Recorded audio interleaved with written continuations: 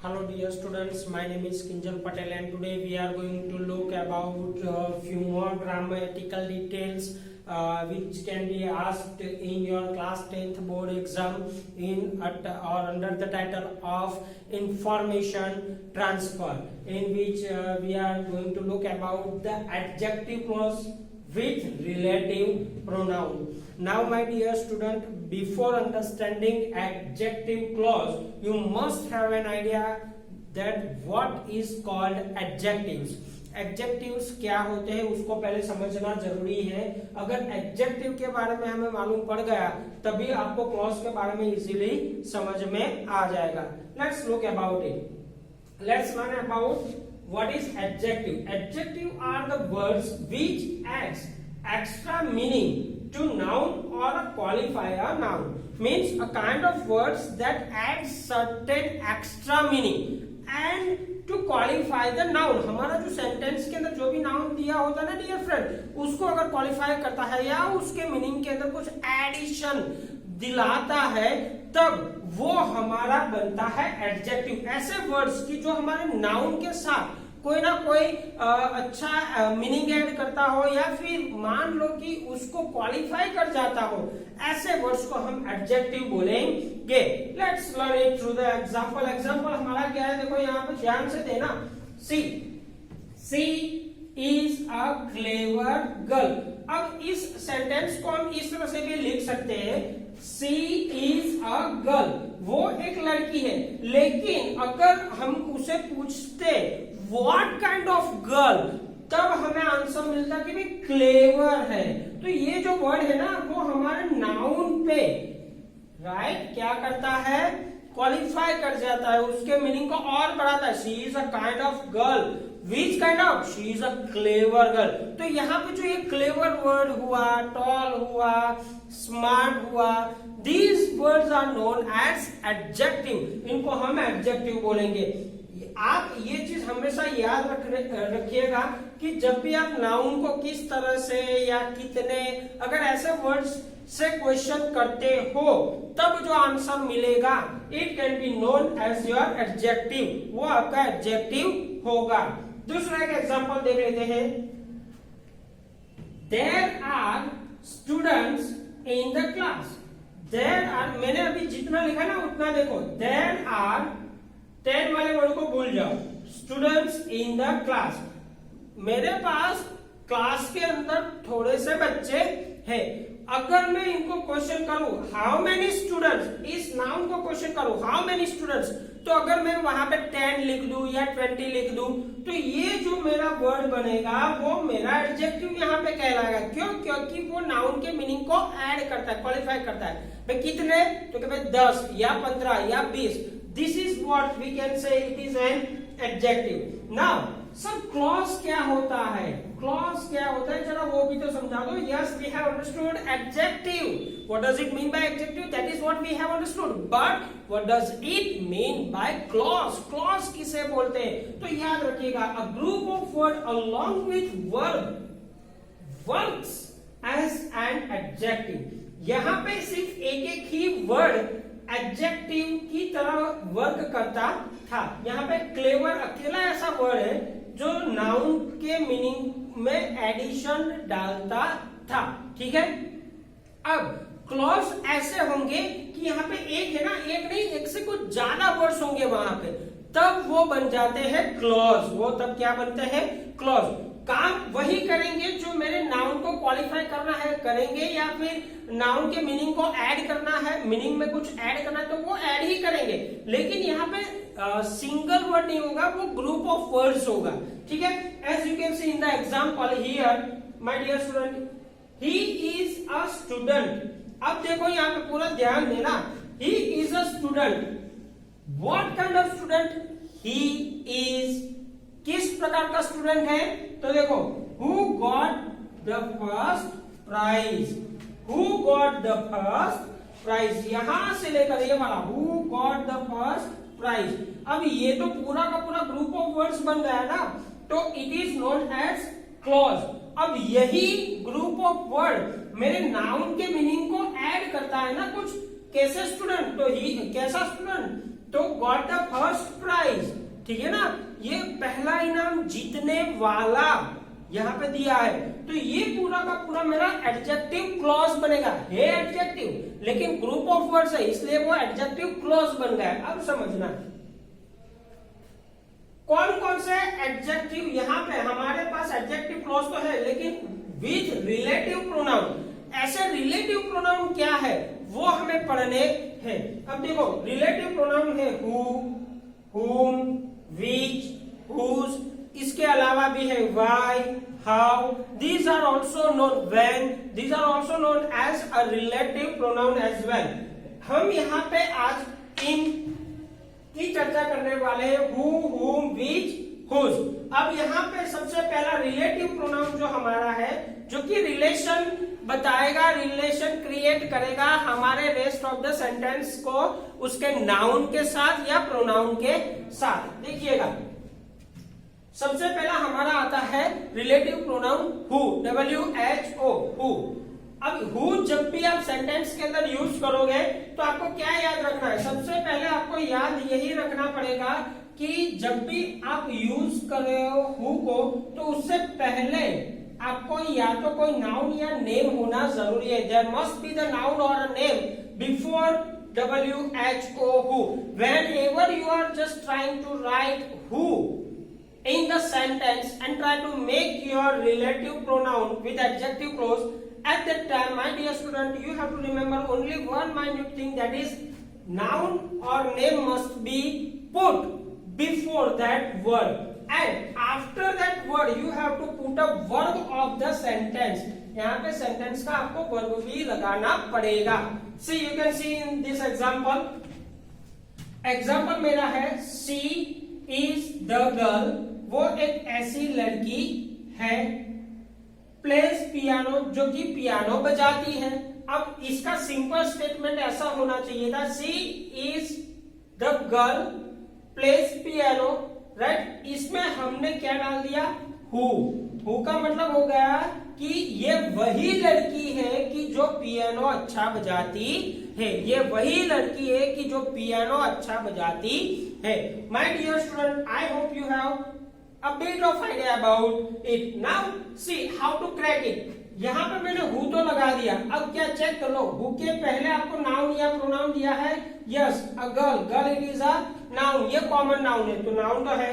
चलो हु के बाद मेरा वर्ब आता है, देख लो सेंटेंस का वर्ब क्या है, प्लेज, प्लेज यानी बजाना यहाँ पे, ठीक है, तो वर्ब भी है, तो yes this is my correct sentence with a relative pronoun who. Is it okay with you my dear student? Yes. Now let's talk about another example। See, the man who has a beard is my uncle। यहाँ पे the man is a noun, ये common noun है, who मैंने relative pronoun लगा दिया, has a beard, has a beard मतलब जिसकी दाढ़ी है वही मेरा अंकल है, तो ये भी इस डेफिनेशन को मीट कर रहा है, तो this is my relative pronoun with adjective close. Now let's talk about whom। whom के बारे में हम बात कर रहे हैं। whom क्या होता है, जब भी आप whom को लगाते हो सेंटेंस के अंदर तब उससे पहले चेक कर लीजिएगा कि नाउन या प्रोनाउन होना चाहिए नंबर 1, उसके बाद whom लगाना है नंबर 2, और उसके बाद आपको फिर से कोई नाउन या प्रोनाउन को डालना पड़ेगा, मतलब व्यक्ति का व्यक्ति से ही रिलेशन यहाँ पे आपको दिखाया जाएगा। देखो यहाँ पे he is my teacher, he is my teacher, और दूसरा है आई मेट यस्टरडे, मैं यस्टरडे जिनको मिला था, ही इज माई टीचर, वो मेरा टीचर है। अब यहाँ पे वो वर्ड यूज किया, वो दैट इज whom। यहाँ पे ये वही टीचर है कि जो मेरी मैडम रह चुकी है, जिनको मैं यस्टरडे मिला था, ठीक है। तो यहाँ पे हु से पहले क्या नाउन है, yes teacher, it is a common noun. Who के बाद क्या प्रोनाउन यूज हुआ है, yes I, it is my pronoun of first person singular. Now let's talk about another example. Call the students, call the students, कैसे student है भाई, पूछो इनको कैसे स्टूडेंट, तो आई पनिश्ड, जिनको मैंने पनिश किया था ऐसे स्टूडेंट को आप बुलाइए। तो यहाँ पे whom वर्ड यूज करने से पहले स्टूडेंट यानी नाउन आ गया, यस और उसके बाद प्रोनाउन आई आ गया, yes it is my relative pronoun with adjective clause. My dear student, I hope you have understood this one. Now let's talk about another relative pronoun that is which. हमारा तीसरा relative pronoun है विच। विच में क्या आता है, देखो आप याद रखना ध्यान से कि विच जब भी मैं इस्तेमाल करता हूं सेंटेंस के अंदर तो उससे पहले कोई थिंग का नाम आना चाहिए या एनिमल का नाम आना चाहिए। In short non living thing या एनिमल का ही हम इस्तेमाल यहाँ पे करेंगे, राइट। यहाँ पे निर्जीव वस्तु व्यक्ति का नाम या कोई प्राणी का नाम आना चाहिए, उसके बाद ही विच डालना है। और विच के बाद आपके मतलब पूरे सेंटेंस का जो भी सब्जेक्ट होगा यानी कर्ता, the doer of an action, वो यहाँ पे आपको डालना है। Let's have one example, see the dog I recently bot is a Labrador. अब यहाँ पे देखो द डॉग एक कुत्ता, अब ये क्या है, इट में आता है, एनिमल में आता है, यस सर आता है, it is animal, right. Now which मैंने डाल दिया क्योंकि यह वस्तु या व्यक्ति का संबंध, वस्तु और व्यक्ति के बीच का रिलेशन बताता है ना, तो आपको ये चीज याद रखनी पड़ेगी। उसके बाद मेरे सेंटेंस का सब्जेक्ट है I, it is my subject, yes sir ये भी करेक्ट है। तो ये हमारा डियर स्टूडेंट हो गया adjective clause with relative pronoun विच। ये रिलेटिव प्रोनाउन विच है और ये पूरा का पूरा स्टेटमेंट बनेगा, ये पीछे वाला वो एडजेक्टिव क्लॉज बना, इसलिए it is known as adjective clause with a relative pronoun which. Is that clear? Now let's talk about the last one, that is whose। whose में क्या है, देखो whose जब भी मैं इस्तेमाल करता हूं मेरे सेंटेंस के अंदर या आपको यहाँ पे कहा जिस जगह पे आप क्वेश्चन को चेक कर रहे हो उस टाइम पे अगर आपके पास whose है तो उससे पहले आप चेक कर लीजिएगा कि उससे पहले नाउन या प्रोनाउन होना जरूरी है और उसके तुरंत बाद नाउन या प्रोनाउन होना जरूरी है। अगर ये दोनों कंडीशन मेट करती है तभी वो आपका रिलेटिव प्रोनाउन बनेगा with adjective clause। Now let's have better idea with an example, see he is a student। यहाँ पे ये स्टूडेंट नाम दिख रहा है आपको, it is my noun, it is common noun। अब यहाँ पे reputation is not good, यहाँ पे reputation it is also a noun, ये किस्म का noun है, तो यहाँ पे आपको whose डालना पड़ेगा। ये एक ऐसा स्टूडेंट है, कैसा है भाई, कैसा, तो whose reputation is not good, जिसकी रेप्यूटेशन अच्छी नहीं, या फिर आप ऐसा भी लिख सकते हो कि whose reputation is good, ठीक है। नाउ दूसरा एग्जांपल देख लेते हैं, सी इज द गर्ल, वो ऐसी एक लड़की है, कैसी है भाई, whose फ्रॉक इज रेड, जिसका फ्रॉक रेड कलर का है, उस लड़की की यहाँ पे बात की गई है। I hope my dear student this will help you in cracking your board exam for the class 10th। Thank you. Please do not forget to mention this thing into your notebook. Thank you.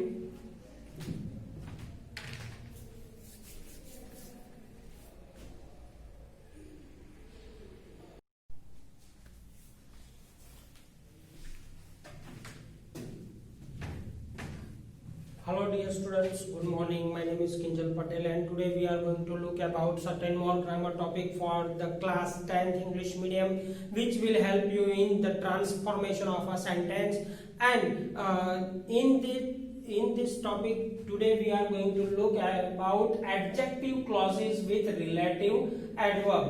adjective clauses के बारे में dear student हमने last lecture में पढ़ा था that what are called adjective clauses and how to use them, that is what we have looked in the last lecture। today we are going to look about what are relative adverbs।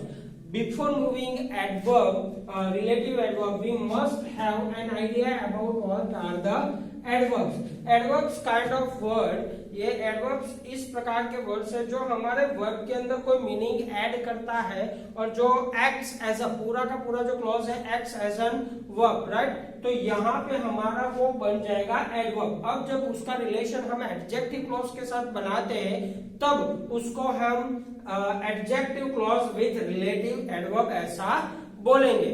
Now in this topic today we are going to learn about relative adverb. Which are the relative adverb? There are three kinds of relative adverb. Number one, that is why. पहला हमारा relative adverb है why. दूसरा हमारा relative adverb है when. And the last our adverb is when.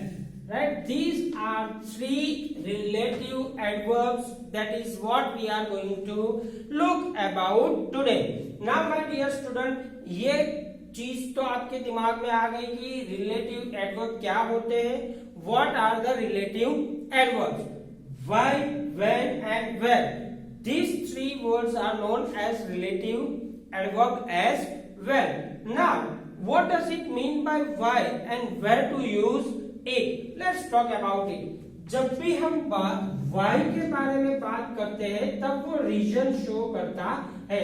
Whenever we get a sentence in which we have one action by the doer and the another or a second sentence, if we mention the kind of reason for that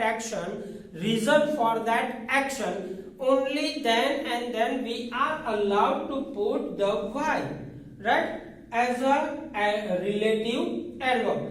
Let's have a look in this example. I don't know the reason. मुझे उस reason यानी कारण का पता नहीं है. कौन से कारण का पता नहीं भाई? एक्शन कौन सी हुई है? Action is she is moodless. वो क्यों मूडलेस है उसका कारण मुझे पता नहीं है. तो ऐसी जब भी कोई फॉर्मेशन आती है तब जब आप वाई पुट ऑन करते हो सेंटेंस के अंदर तो आपको याद रखना पड़ेगा कि वहां पे कोई एक रीजन वाला सेंटेंस होना चाहिए और पीछे उसकी एक्शन जरूर मेंशन होनी चाहिए. Only then and then we are allowed to put why as a relative adverb. Now dear student, let's talk about when. चलो हम when के बारे में बात करते हैं. What it suggests, ये वाला वर्ड क्या सजेस्ट करता है? when जब भी हम बात करते तो उसका आंसर हमें टाइमिंग में मिलता है, यानी समय. हमारा जो समय है उसमें हमें उसका आंसर मिलता है. At that time you have to understand that action कौन से टाइम पे हुई है या कब हुई है. अगर वो हमारे पास होता है एक्शन और उसका टाइम, तभी हम we are able to use when as a relative adverb. You can see in this example. See, I don't know the time. मुझे समय का पता नहीं है. कौन से समय का पता नहीं है? एक्शन क्या है? Action is when she will come. कब वो आएगी. एक्शन और समय के बीच के अंदर आपको ये रिलेटिव एडवर्ब डालना है. ये पूरा का पूरा क्लॉज बनेगा when she will come. ठीक है, ये पूरा एक क्लॉज बन जाएगा जब हम when इसके अंदर डाल देंगे. Now let's talk about the third one, that is where. हम जब भी वर्ड यूज करते हैं where या क्वेश्चन किसी को पूछते हैं तब in the reply off the question where we get answer as a place. हमें कोई स्थल के बारे में पता चलता है. जैसे मैं अभी आपको पूछूं कि where you are sitting, तब आप या तो सोफा या तो स्टडी रूम इसका नाम देंगे तो ये दोनों प्लेस होती है. तो यहाँ पे वही चीज हमें याद रखनी है. जब भी मैं where का इस्तेमाल करता हूं तब मेरे पास एक प्लेस होनी चाहिए और दूसरी उसकी एक्शन होनी चाहिए. वो एक्शन की वो कौन से प्लेस पे हुई है. अगर मैं पूछूं कि वेयर आर यू स्टडिंग, आप कहां पे पढ़ते हो. पढ़ाई करने की क्रिया हो रही है और कहां जब वर्ड उसका आंसर मिलेगा तब वो मेरा बन जाएगा रिलेटिव एडवर्ब. ठीक है. Now dear student, here there are some more examples I have mentioned for you and apart from this I have mentioned the certain more practice question over here that you have to do yourself. Let's talk about this example. See, the child crisis. यहाँ पे बच्चा जो है Christ कर रहा है, मतलब रो रहा है. Only mother know the reason. ये दूसरा सेंटेंस है. This is sentence number 2 and this is sentence number 1। In this sentence find the action. Action कौन सी है हमारी? चाइल्ड क्राई करने की, बच्चा रोता है, वो हमारी एक्शन है। This is an action. Now what is the reason? यहां पे रीजन हमें बताया गया है। अब देखो यहां पे ऐसे जब भी दो सेंटेंस आपको दिए जाए और आपको बोले ब्रैकेट के अंदर के भाई use relative adverb and make it complex or make it compound sentence, तो at that time you have to put reason। अगर आता है ना तो आपको पहला कौन सा यूज करना है? यस, why का इस्तेमाल करना है। लेकिन आप why इस तरह से यूज करोगे कि जिसका पूरा का पूरा एक मीनिंग निकलता हो। देखो यहाँ पे ओनली मदर नोज, मैंने ये वाक्य नंबर 2 जो है, क्योंकि वो मेरा रीजन शो करता था ना, तो उसको मैंने पहले लगा दिया। तो यहाँ पे दूसरा वाला statement in which we have a reason, उसको हमने आगे डाल दिया। उसके बाद we have put a relative adverb why and then action. दूसरे सेंटेंस के अंदर हमने एक्शन डाल दिया। It is just being replaced, right? This is how you have to make your answer. Now let's talk about another one. Tell me the time. पहला sentence मुझे समय बताओ। दूसरा है I have to visit you again, मुझे कब आपको visit फिर से करना है या फिर से आपको कब मिलना है। अब यहाँ पे जब टाइम की बात होती है तो पहले एक्शन नहीं, पहले समय फिर एक्शन आती है। तो यहाँ पे देखो मैंने लिखा है tell me the time. This sentence belongs to the time, वो समय बता रहा है। उसके बाद मैंने रिलेटिव एडवर्ब ऑफ टाइम डाला है and then this is my action, कि मैं आपको कब विजिट करूं, उसका मुझे एक पर्टिकुलर टाइम चाहिए। Let's talk about the third example. See this is a temple, ये टेम्पल है। This is the full length statement, it has a meaning. We come here every morning, हम यहाँ पे हर सुबह आते हैं। Now we have two different sentences and we have to make it yes either complex or a compound. How I will make it? See, यहाँ पे place की बात की गई है, तो प्लेस को हमें आगे लेके जाना है जब भी हम रिलेटिव एडवर्ब ऑफ प्लेस का इस्तेमाल करते हैं। सी this is the temple, temple is a place, ये हमारी एक जगह है, जगह का नाम है। उसके बाद आएगा relative adverb of place, that is where, and then after we have to put and action. I hope my dear student this will help you to crack this practice question.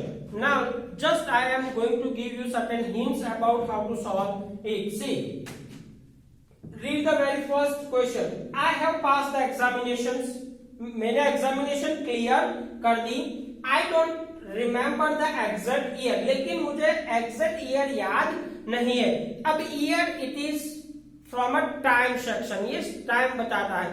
तब आपको इस वर्ड को time से relate करके इन तीनों में से समय कौन सा वर्ड बता रहा है उसका इस्तेमाल वहां पे करना है और सेंटेंस को बनाना है। फिर सेकंड एग्जांपल हमारा है Somnath is a place of pilgrimage.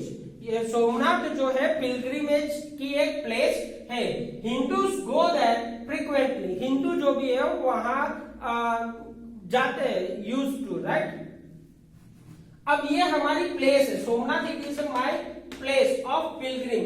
तो यहाँ पे आपको प्लेस का कोई एक एडवर्ब यहाँ से जो आपको दिख रहा है वो वहां पे ऐड करके उसको सेंटेंस को कंप्लीट करना है या ज्वाइन करना है। फिर Miss Ajmeri has resigned, resigned किया है उसने।